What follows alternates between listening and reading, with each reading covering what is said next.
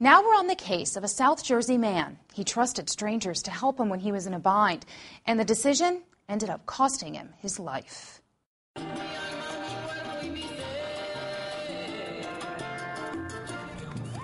It's a tradition almost 50 years in the making. Philadelphia's Puerto Rican Day Parade, often called the crown jewel of the city's Puerto Rican festival. It's a display of cultural pride.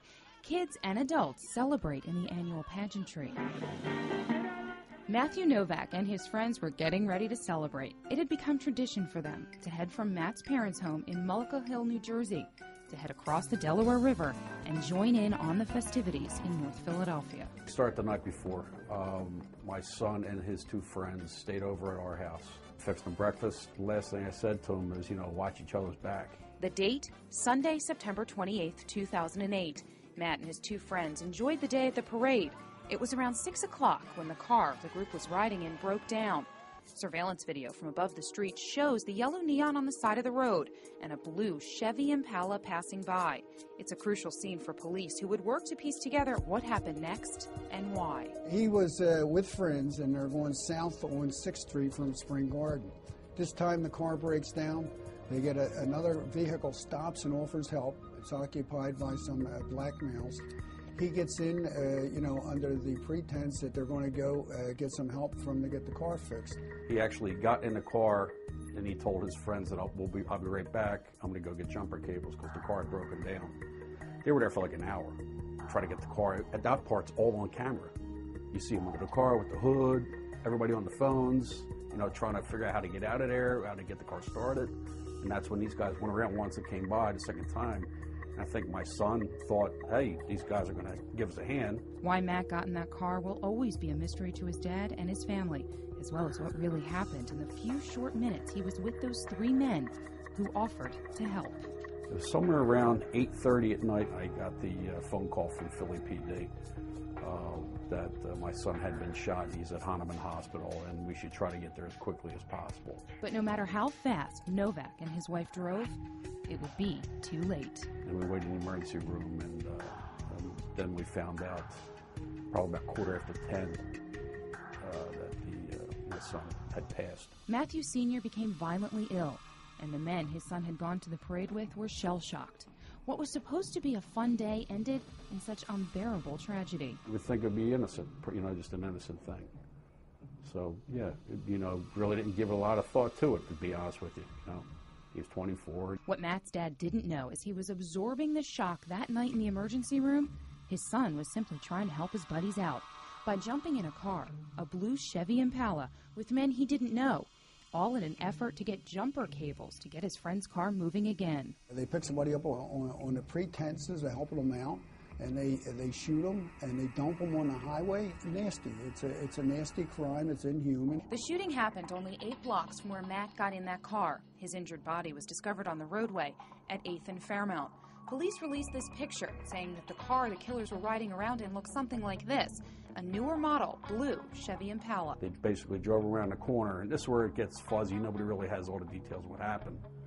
That possibly he was either pushed out or he fell out of the car, and one of the cowards stood over top of him and shot him in the groin area. And that Impala sped away. In the days after Matt's shocking and senseless death, his family had many questions. Among the biggest, why would someone do this, and who are they?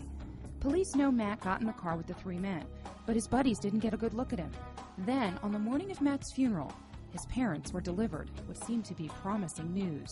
The car was caught on camera, and we were so encouraged. We said, we got him. Police released that video showing Matt's friends struggling to start that yellow neon and the Chevy Impala circling the block. It ultimately stopped at 6th and Spring Garden, where Matt got inside.